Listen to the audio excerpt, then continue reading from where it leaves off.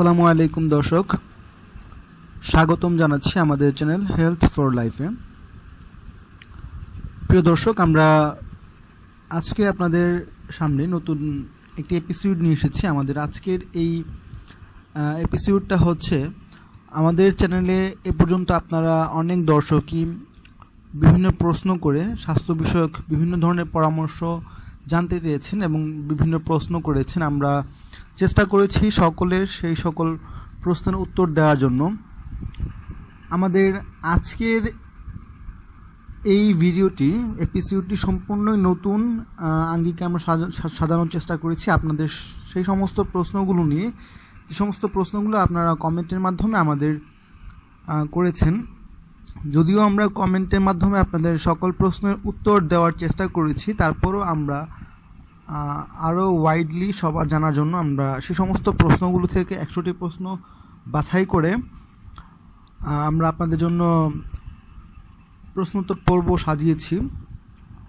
তো চলুন দর্শক, আমরা আমাদের প্রশ্নোত্তর পর্বে চলে যাই, যে প্রশ্নগুলো আপনাদের মধ্য থেকেই করা হয়েছে।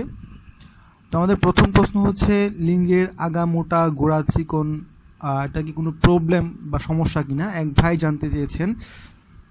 আসলে ভাই, এটা তেমন বড় কোনো প্রবলেম না। অনেকেরই এই সমস্যাটা দেখা দিতে পারে যে অনেক সময় কারো লিঙ্গের আগা মোটা হয়, কারো গোড়া চিকন হয়। এটা খুব বেশি বড় কোনো প্রবলেম না।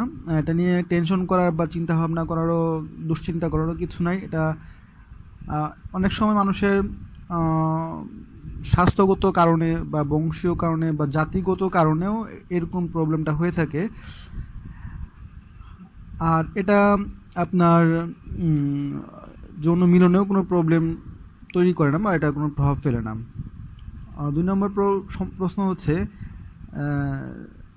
যে মাস্টারবেশনের কারণ বা হস্তমৈথুনের কারণে কোনো সমস্যা হয় কিনা। হস্তমৈথুন একটা স্বাভাবিক প্রক্রিয়া না, এটা হচ্ছে একটা অস্বাভাবিক বা অস্বাভাবিক প্রক্রিয়া, যেটা স্বাস্থ্যকর না।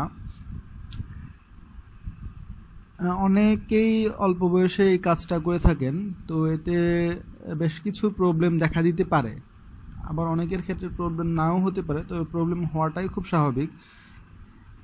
এতে অনেক সময় অনেকের যৌনাঙ্গের আকারের পরিবর্তন হয়। অনেক সময় অনেকের হচ্ছে অতিরিক্ত বীর্যপাতের ফলে শারীরিক দুর্বলতা তৈরি হয়। অনেকের এর মাধ্যমে যৌন অক্ষমতা তৈরি হয়। তো এবং বিশেষভাবে হচ্ছে এটা মানসিক দিক থেকে অনেক ক্ষতি করে। তো এটা অনেকটা হচ্ছে আপনার মানে সিগারেট খেলে মানুষের যেমন ধীরে ধীরে ক্যান্সার হয়, মারা যায়, ঠিক ওই রকম যারা অতিরিক্ত মাত্রায় মাস্টারবেশন করেন তাদের হচ্ছে যেটা ধীরে ধীরে শরীরকে দুর্বল করে ফেলে, মস্তিষ্কের কার্যক্ষমতা কমিয়ে ফেলে, নিষ্ক্রিয় করে ফেলে।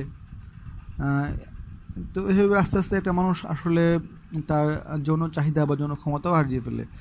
এবং মনে রাখতে হবে যেটা আমাদের ইসলাম ধর্মে সম্পূর্ণই হারাম।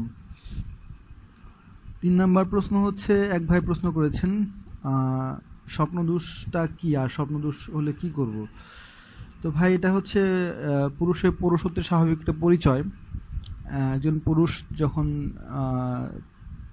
একজন বাচ্চা যখন তার যৌবন বয়সে পা দেয়, তখন স্বাভাবিকভাবেই তার স্বপ্নদোষ হয়। আর এটা বেশি হওয়াটা ক্ষতিকর, ভালো না। তবে মাসে হচ্ছে 4 দিন 5 দিন এটা খুব স্বাভাবিক প্রক্রিয়া। মাসে 15 দিনের বেশি হলে অবশ্য চিকিৎসকের পরামর্শ নেবেন। 4 নম্বর প্রশ্নটা হচ্ছে, এক ভাই প্রশ্ন করেছেন যে লিঙ্গের আকার বড় করার কোনো মালিশ ওষুধ বা মেশিন আছে কিনা বা কোনো প্রক্রিয়া আছে কিনা। আসলে ভাই, এই ধরনের কোনো প্রক্রিয়া বা মালিশ বা মেশিন এগুলো আসলেই ট্রুলি সায়েন্টিফিক্যালি বা মেডিকেল সায়েন্স এগুলোকে প্রুভ করে না। এই ধরনের কোনো মেশিন বা প্রক্রিয়া নাই। বাজারে অনেক সময় ক্যানভাসাররা অনেক ধরনের ওষুধ বা মালিশ বিক্রি করে, সম্পূর্ণগুলোই ভুয়া। হ্যাঁ, তবে কিছু কিছু খাদ্যাভ্যাস আছে এবং কিছু কিছু ন্যাচারাল কিছু প্রক্রিয়া আছে যেগুলোর মাধ্যমে আপনি আপনার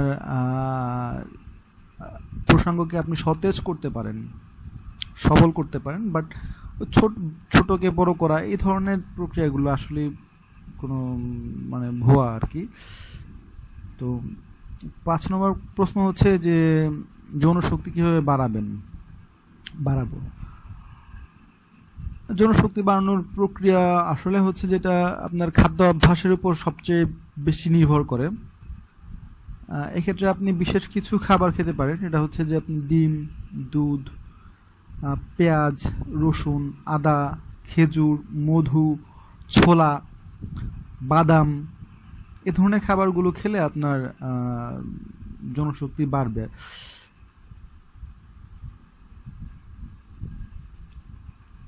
সাত নম্বর প্রশ্নটা হচ্ছে এক ভাই প্রশ্ন করেছেন যে আমার বীর্য পাতলা, আমি কি বাবা হতে পারবো কিনা। আসলে ভাই যাদের বীর্য পাতলা বীর্য এবং ঘন বীর্যের সাথে বাবা হওয়ার কোনো সম্পর্কই নেই। এই প্রক্রিয়াটা বা সন্তান জন্ম দেওয়ার প্রক্রিয়াটা নির্ভর করে আপনার শুক্রাণুর গুণগত মানের উপর। আপনার শুক্রাণু যদি গুণগত মানের থাকে এবং শুক্রাণুর পরিমাণ যদি ভালো থাকে তাহলে অবশ্যই আপনি বাবা হতে পারবেন। এবং সেখানে ওই কতক্ষণ ধরে আপনি যৌন মিলন করতে পারেন আপনার স্ত্রীর সাথে এটাও নির্ভর করে না। আশা করি উত্তরটা পেয়েছেন।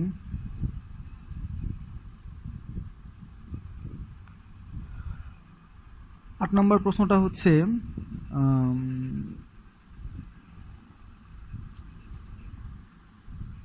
আমি যখন হস্তমৈথুন করি তখন বীর্য গড়িয়ে বের হয়, 4-5 ফোঁটা বের হয়, এটা কি কোনো সমস্যা?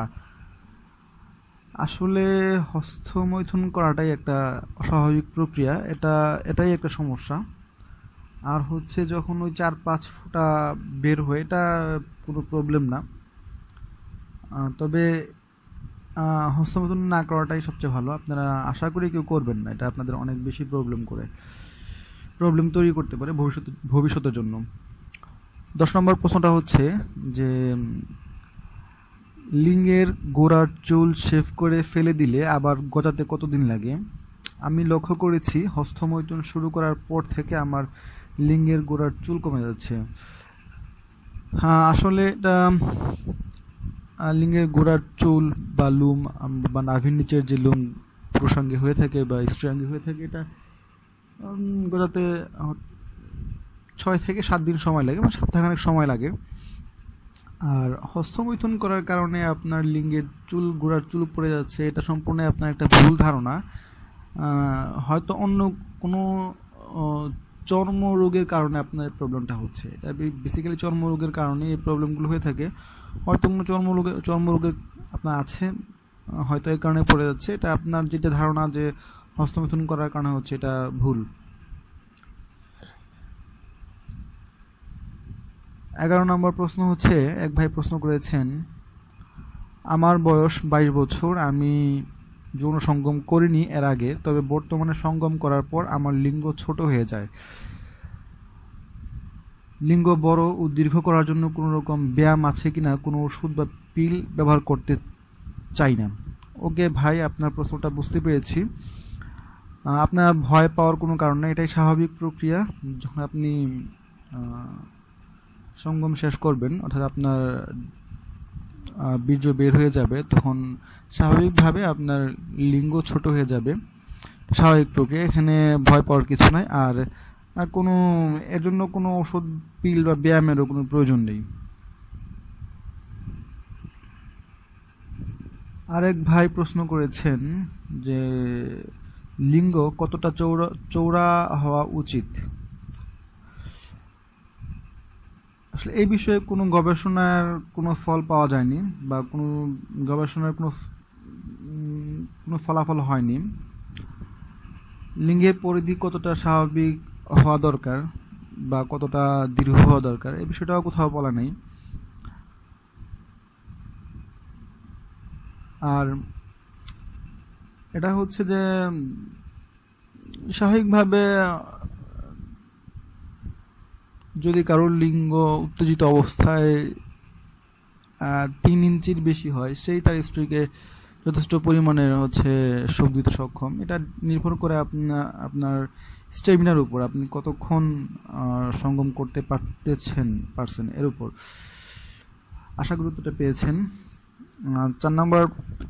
13 নম্বর প্রশ্নটা হচ্ছে, এক ভাই প্রশ্ন করেছেন, আমার মুসলমানি করানো হয়নি, লিঙ্গ যখন শক্ত হয় তখন লিঙ্গ মুন্ডের চামড়া আমি টেনে পেছনে আনতে পারি না, এটাই কোনো সমস্যা?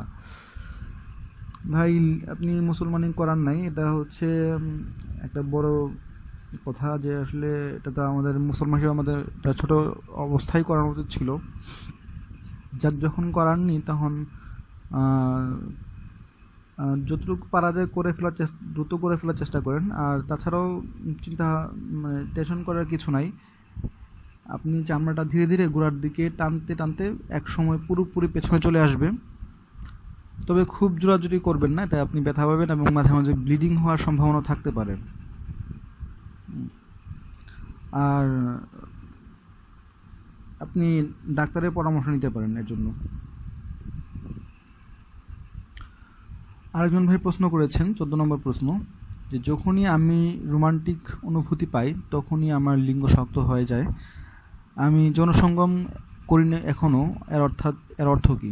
ভাই, এটা খুবই স্বাভাবিক একটা প্রক্রিয়া, একজন সুস্থ সবল পুরুষের চিহ্ন এটা, যে যখন সে কোনো রোমান্টিক কিছু দেখবে বা রোমান্টিক কোনো চিন্তা ভাবনা করবে তখন স্বাভাবিকভাবেই তার লিঙ্গ শক্ত হয়ে যাবে, এটা তার পুরুষত্বের প্রতীক। আশা করি উত্তরটা পেয়েছেন ভাই।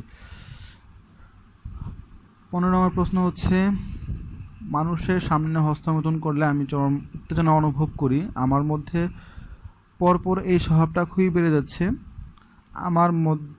আমার কেন এরকম হচ্ছে? আমি কি কোনো সমস্যায় ভুগছি?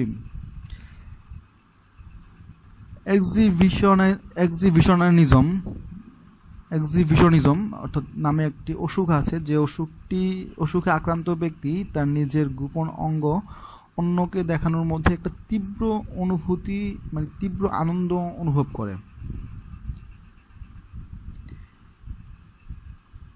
এটি পারাফেলফিয়া নামেও অবহিত। এজন্য আপনার বিশেষজ্ঞ ডাক্তারের পরামর্শ নিতে পারেন। আরেকজন ভাই প্রশ্ন করেছেন যে আমি পুরুষ সমকামী, কিন্তু আমি স্বাভাবিক হতে চাই, কিভাবে হতে পারি? ভাই, এটা যে আপনার মনের মধ্যে আপনাকে একটা শক্তি আনতে হবে, যে আপনি যে কাজটা করতেছেন সেটা আদৌ উচিত না এবং স্বাভাবিক সুস্থ মস্তিষ্কের কোনো মানুষের কাজ না। এটা আপনার কোনো ঔষধ বা কোনো কিছুর প্রয়োজন নেই, এটা আপনার একটা মানসিক পরিবর্তন দরকার। এর জন্য আমার পরামর্শ আপনি এটা চিন্তা করেন যে আপনি একজন পুরুষ এবং আপনার আকর্ষণ থাকা উচিত একজন নারীর প্রতি, কোনো পুরুষের প্রতি না। এবং এর জন্য আপনি সবচেয়ে বেটার ওয়ে আপনি ধর্মীয় বিধিবিধানগুলো মেনে চলার চেষ্টা করেন, যে আপনি ধর্মীয় বিধিবিধানগুলো মেনে চলার চেষ্টা করেন, মানতে পারেন, অবশ্যই আপনি এখান থেকে আল্লাহ আপনাকে অবশ্যই সেভ করবে আর কি। আরেকজন ভাই প্রশ্ন করেছেন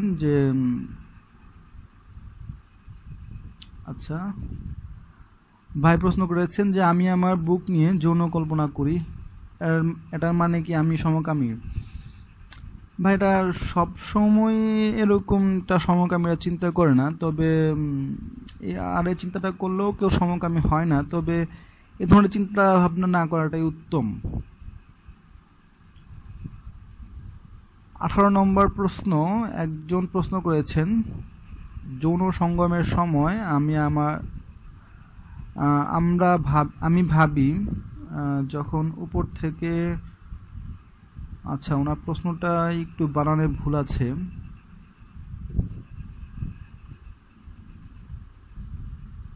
যৌন সঙ্গমের সময় আমার ভাবি যখন উপরে থাকে তখন, আচ্ছা, এখানে উনি একটু ভুল করেছেন লেখায়, আমরা এটাকে একটু কারেকশন করে নিচ্ছি। অর্থাৎ যৌন সঙ্গমের সময় আপনার ভাবি যখন উপরে থাকে তখন তার যোনি থেকে আধা কাপ থেকে 1 কাপ পরিমাণ রসক্ষরণ হয়। এটার মানে কি সে খুব উপভোগ করছে নাকি বীর্যপাত? ভাই হ্যাঁ, এটা যৌন সঙ্গমের সময় যখন রসক্ষরণ হয় তখন তা ইজাকুলেশন হয়, অর্থাৎ উনি উপভোগ করছেন।